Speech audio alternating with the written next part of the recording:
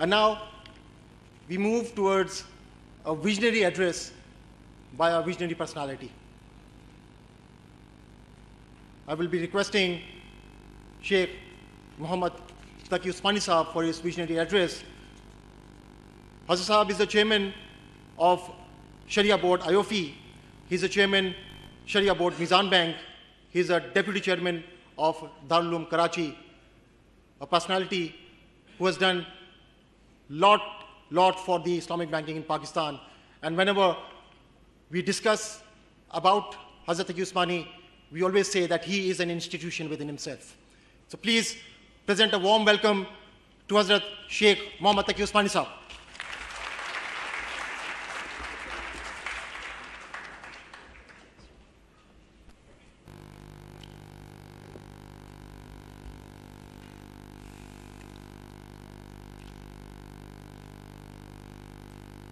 Bismillahirrahmanirrahim. Alhamdulillahi Rabbil Alameen.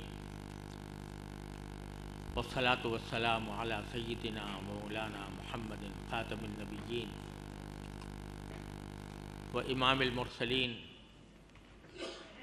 wa ala alihi wa ashabihi ajma'in wa ala kulli man tabi'ahum bi ihsan ila yawmiddin. Your Excellency Senator Ishaq Dar Sahab, Finance Minister of the Islamic Republic of Pakistan, Your Excellency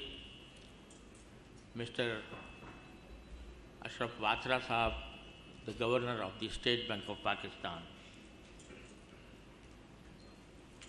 honorable guests and delegates, Assalamu alaikum wa rahmatullahi wa barakatuh. It is indeed an honor to participate in such an august forum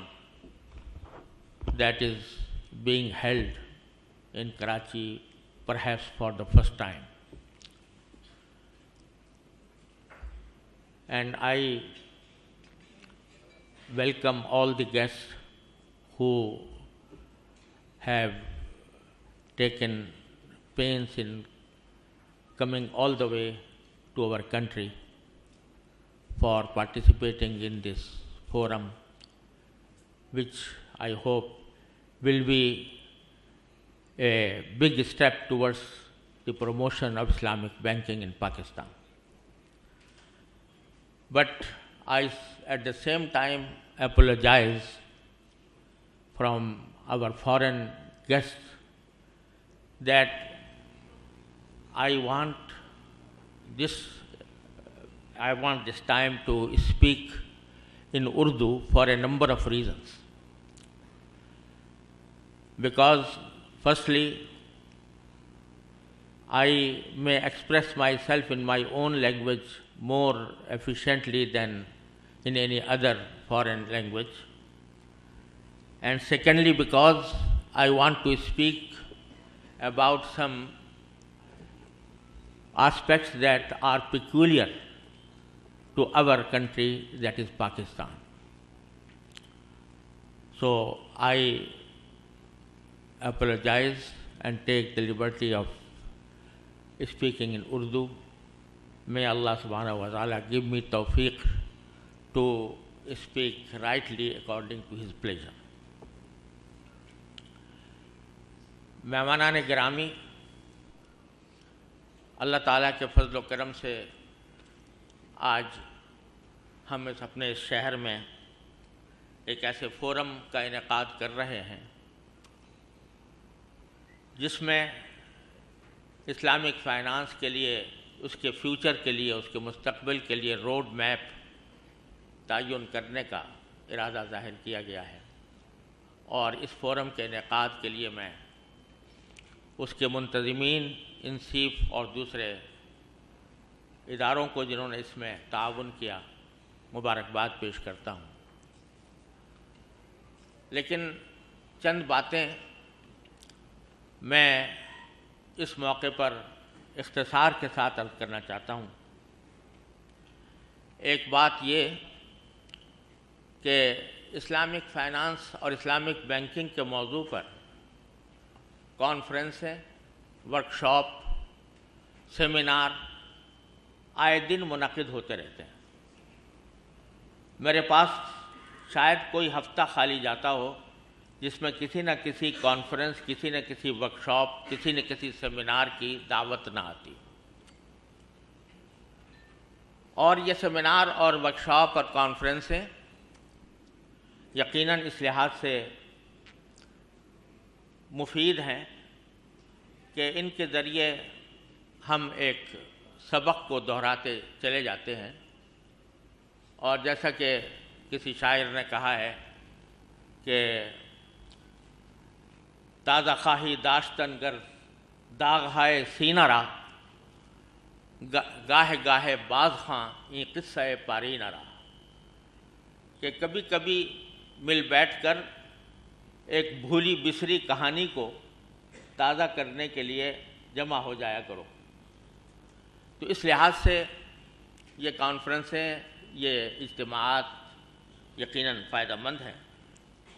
لیکن ان کا حقیقی فائدہ اسی وقت اٹھایا جا سکتا ہے جب ہم ان کانفرنسوں اور ان اجتماعات کو اس غرض کے لیے استعمال کریں کہ اب تک ہم نے کیا کچھ کیا ہے اور آئندہ ہمیں کیا کچھ کرنا ہے، اور اس لحاظ سے ہم اپنے اوپر تنقیدی نظر بھی ڈالیں اور آئندہ کے لیے اپنی راہ عمل بھی طے کریں، تو بے شک یہ کانفرنسیں بڑی مفید اور نافع ثابت ہو سکتی ہیں۔ الحمدللہ اس کانفرنس کا موضوع بھی روڈ میپ تیار کرنا ہے فیوچر کے لیے، اس لحاظ سے یقیناً یہ ایک بہت حوصلہ افزا کوشش ہے۔ لیکن اس موقع پر میں یہ عرض کرنا چاہتا ہوں کہ سب سے پہلے ہمیں اس بات پر غور کرنے کی ضرورت ہے کہ ہم اسلامک فائنانس یا اسلامک بینکنگ کیوں چاہتے ہیں؟ کیا اس لیے چاہتے ہیں کہ یہ بھی ایک کنونشن بینکنگ کے طرح ایک اور سسٹم ہے اور مساوی طور پر یا یکساں طور پر یہ بھی ایک قابل عمل سسٹم ہے، اس کو بھی آزمانا چاہیے؟ جیسے کہ علاج کے مختلف طریقے ہوتے ہیں، ایک ایلوپیتھی، ایک ہومیوپیتھی، ایک آیورویدک، ایک یونانی طب، تو یہ مختلف طریقے ہیں، تو ان میں سے کسی کو بھی اختیار کیا جا سکتا ہے، اور ان میں سے ایک طریقہ ہے، اس کو ہم پروموٹ کرنے کے لیے آگے بڑھ رہے ہیں۔ ایک نقطہ نظر یہ ہو سکتا ہے کہ ہم اسلامک بینکنگ کو یا اسلامک فائنانس کو ایک ایسے طریقے کے طور پر استعمال کر سکتے ہیں جو بیک وقت پیرالل چل سکتا ہو انٹرسٹ بیسڈ سسٹم کے ساتھ۔ کیا ہمارا پیش نظر یہ ہے؟ اور میں یہ دیکھتا ہوں کہ بہت سے اسلامی ملکوں میں جہاں میں مجھے جانے کا اتفاق ہوتا ہے تو عام طور پر کنونشنل سسٹم اور اسلامک سسٹم کو اس طرح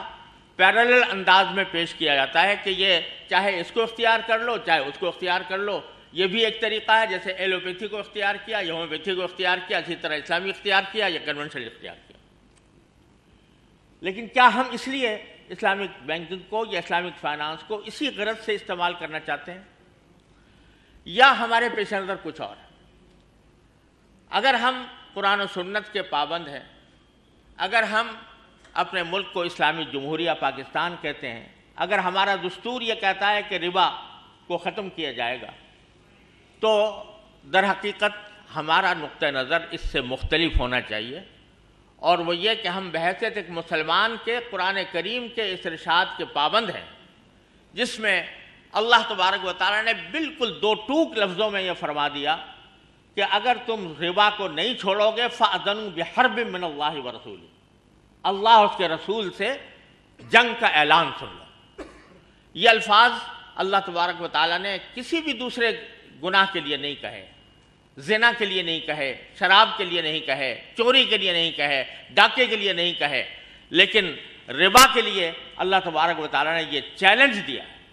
کہ اگر نہیں چھوڑو گے تو اللہ اور اس کے رسول کی طرف سے اعلان جنگ سن لو۔ تو ہمارا مطمع نظر بحیثیت مسلمان کے یہ نہیں ہے کہ یہ دو متوازی قسم کے پیرالل سسٹم ہیں، ان میں سے جس کو چاہو اختیار کر لو،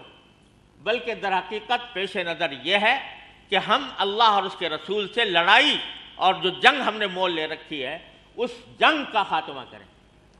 اس نقطۂ نظر سے اگر اسلامی بینکنگ اور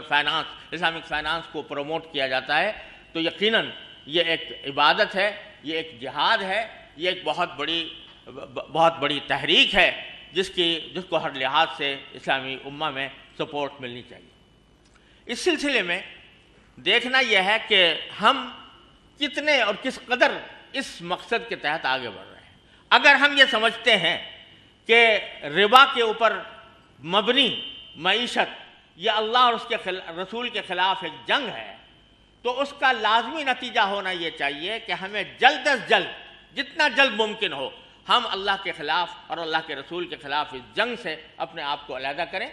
اور جلد از جلد اسلامی طریقے معیشت کو اختیار کریں۔ اس سلسلے میں پاکستان کی سب سے بڑی ذمہ داری، کیونکہ پاکستان اسلام کے نام پر وجود میں آیا، اس کا نام اسلامی جمہوریہ پاکستان رکھا گیا، اس میں یہ کہا گیا کہ کوئی قانون قرآن و سنت کے خلاف نہیں بنایا جائے گا، اس میں یہ کہا گیا کہ حاکمیت اللہ تبارک و تعالیٰ کی ہے، اس میں یہ کہا گیا کہ ربا کو ختم کیا جائے گا۔ لہذا پاکستان کی ذمہ داری، ہمارے پورے اسلامی ممالک میں سب سے زیادہ ذمہ داری پاکستان کو عائد ہوتی ہے، اور اس لحاظ سے اگر ہم نے یہ توقع رکھی تو یقیناً انشاءاللہ ہم اس میں حق بجانب تھے کہ ہماری موجودہ حکومت پاکستان جو الحمدللہ دین کے مزاج سے میل کھانے والی حکومت ہے، اور جس کو مسلمان باشندوں نے در حقیقت اپنی توقعات کا ایک مرکز اس لحاظ سے بنایا کہ وہ اس ملک میں پورے خلوص اور پورے اہتمام کے ساتھ اسلامی قوانین کو بھی نافذ کرے گی اور ملک سے ربا کو بھی ختم کرے گی۔ چنانچہ الحمدللہ اس حکومت نے برسر اقتدار آنے کے بعد سب سے پہلے ایک اسٹیئرنگ کمیٹی اس غرض کے لیے قائم کی کہ ملک سے ربا کے سسٹم کو کسی طرح ختم کر دیا جائے، اور حقیقت میں مسلمانان پاکستان کی توقعات، امیدیں اس حکومت سے وابستہ، اور جناب اسحاق ڈار صاحب اللہ تعالیٰ ان کو مزید قوت اور مزید توانائی عطا فرمائے اور ان کو زیادہ سے زیادہ توفیق سے نوازے۔ انہوں نے اس کام کے لیے اپنے آپ کو بھی آگے کیا اور اس کی طرف پیش قدمی شروع کی، اس کے لیے ہم ان کے شکر گزار ہیں، اور حقیقت یہ ہے کہ انہی سے توقعات جو قائم کی جا سکتی تھی وہ کسی اور سے نہیں کی جا سکتی تھی۔ لیکن اس کے ساتھ ساتھ میں ایک برادرانہ شکوہ بھی کروں گا کہ باوجود ان توقعات کے اگر اس عرصے میں دیکھا جائے تو اگر پیش رفت کا اندازہ کیا جائے، اس کو ایویلویٹ کیا جائے، تو کوئی نمایاں پیش رفت اس عرصے میں نہیں ہو سکی، اور وہ اسٹیئرنگ کمیٹی جو اس کام کے لیے قائم کی گئی تھی، میں نے پہلے بھی جب وہ قائم ہو رہی تھی تو یہ گزارش کی تھی کہ کہیں ایسا نہ ہو کہ یہ بھی دوسری کمیٹیوں کی طرح ایک رپورٹ پیش کر کے ختم ہو جائے، لیکن بظاہر ایسے لگتا ہے کہ وہ ختم ہو گئے اور ایک رپورٹ کا اور اضافہ ہو گیا، لیکن آگے اس کے اوپر کس طرح عمل کرنا ہے اس کی باتیں ابھی تک ابہام میں ہیں اور صورتحال واضح نہیں ہے، اور آج چونکہ یہ روڈ میپ فار فیوچر کے لیے یہ اجتماع منعقد ہوا ہے، تو میں توقع رکھتا ہوں کہ جناب وزیر خزانہ اس بارے میں اپنے آئندہ لائحہ عمل کا ضرور اعلان فرمائیں گے اور اس سلسلے میں اپنے موقف سے آگاہ فرمائیں گے۔ یہاں ایک بات میں یہ عرض کرنا چاہتا ہوں کہ یہ بات کہی جاتی ہے اور بڑی درست بات ہے کہ ایک نظام جو ایک طریقے سے صدیوں سے چلا آ رہا ہے اس کو اوور نائٹ، راتوں رات ختم نہیں کیا جا سکتا، اس کو کس تدریجی مراحل سے گزرنا پڑتا ہے، اور بغیر تدریجی مراحل سے گزرے ہوئے ہم یہ توقع رکھیں کہ راتوں رات یہ نظام بدل جائے گا، یہ درست نہیں ہے۔ لیکن یہ بات سوچنے کی ہے کہ یہ جملہ کہ ہم اوور نائٹ اس کام کو ختم نہیں کر سکتے. یہ ہم 70 سال سے سنتے چلے آ رہے ہیں, اور وہ 70 سال کیا اس اوور نائٹ کے مقابلے میں ہمیں کتنی مدت کی ضرورت ہے, اس کا ہمیں تعین کرنا ہو. تدریج بے شک ایک بہت اہم نقطہ ہے, لیکن تدریج وہی بامعنی ہوتی ہے کہ جس میں دو چیزیں ہوں. یہ میں ذرا اس کے اوپر بہت زیادہ اہتمام کے ساتھ فورس کے ساتھ یہ بات عرض کروں گا کہ دو چیزوں کے بغیر تدریج کا نعرہ یا تدریج کا بہانہ یہ ایک محض بہانہ بن کے رہ جاتا ہے جب تک دو چیزیں نہ ہوں. ایک چیز پولیٹیکل ول اگر نہیں ہوگی تو آپ تدریج کو محض ایک بہانے کے طور پر ضرور استعمال کریں گے, لیکن حقیقت میں وہ اس کا کبھی وجود نہیں ہوگا. پولیٹیکل ول, اور میں یہاں یہ بھی کہتا ہوں کہ پولیٹیکل وش نہیں, پولیٹیکل ول. ایک اگر صرف وش ہو تو وہ کارآمد نہیں ہو سکتی جب تک کہ ول نہ ہو. اور دوسرے یہ کہ ایک پروگرام, ایک ایسا پروگرام جو فیزڈ پروگرام ہو, جس میں ٹائم فریم بھی ہو کہ اس فیز کے اندر ہم اتنا کام کریں گے, اس فیز میں ہم اتنا کام کریں گے, اس فیز میں ہم اتنا کام کریں گے.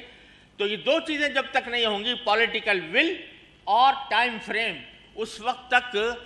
یہ اس منزل کو حاصل کرنے کے لیے تدریج کا لفظ اور گریجول پروسیس کا لفظ جو ہے محض ایک بہانہ ہو کر رہ جائے گا. لہٰذا میری گزارش یہ ہے کہ اس کانفرنس سے ہم فائدہ اس وقت اٹھا سکتے ہیں جبکہ واقعتاً جو روڈ میپ جو اس کا موضوع ہے, اس روڈ میپ کو سامنے رکھتے ہوئے ہم کوئی ایسا پروگرام ڈٹرمن کر سکیں جس کے اندر ہم اتنی مدت کے اندر اتنا کام کریں گے, اتنی مدت کے اندر اتنا کام کریں گے, اور اس طرح اگر بات طے ہوگی تو پھر انشاءاللہ یہ مقصد جو ہے وہ حاصل ہو سکے گا. اسلامک بینکنگ انڈسٹری ایک انفینٹ انڈسٹری ہے اور اس کے لیے گورنمنٹ کی سپورٹ کی ضرورت ہے. اب بہت سی صورتحال ایسی ہے کہ اس وقت فائنینشیل انکلوژن میں تو بے شک اسلامک بینکنگ کارآمد ہو رہی ہے اور ڈپازٹس اسلامک بینکنگ کے بڑھتے جا رہے ہیں, لیکن وہ چینلز جہاں پر کہ ان ڈپازٹس کو انویسٹ کیا جا سکے وہ بہت محدود چند ہیں. چند سکوک جو کچھ عرصے سے ایشو ہوئے تھے وہی اسی کے اندر الٹ پھیر چلی جا رہی ہے اور کوئی نئے ایسٹ وجود میں نہیں آ رہے. جب تک کہ یہ ساری باتیں پیش نظر نہیں ہوں گی, ان کے لیے ایک باقاعدہ سوچا سمجھا پروگرام نہیں ہوگا, اس وقت تک ہم اس مقصد کو پوری طرح حاصل نہیں کر سکیں گے. میں یہ گزارشات بڑے ادب کے ساتھ اور بہت اس احترام کے ساتھ لیکن ساتھ ہی دکھ دل کے ساتھ یہ عرض کرنا چاہ رہا ہوں کہ ان کانفرنسوں سے ہم اسی وقت فائدہ اٹھا سکتے ہیں جبکہ کھل کے بات کریں اور جو حقیقی مسائل ہیں, عملی مسائل ہیں, ان کو فیس کریں اور اس کے بارے میں صحیح راستہ اختیار کرنے کی کوشش کریں. ان الفاظ کے ساتھ میں اللہ تبارک و تعالیٰ سے دعا گو ہوں کہ اللہ تبارک و تعالیٰ اس اجتماع کو واقعتاً آئندہ کے لیے بہتری کا ایک راستہ بنائے اور ہمیں اس بات کی توفیق دے کہ اللہ تعالیٰ کے اور اللہ کے رسول کے خلاف جو ہم نے جنگ چھڑی ہوئی ہے اس جنگ سے اللہ تبارک و تعالیٰ ہم کو نجات عطا فرمائے اور جلد از جلد نجات عطا فرمائے. وآخر دعوانا ان الحمد للہ رب العالمین.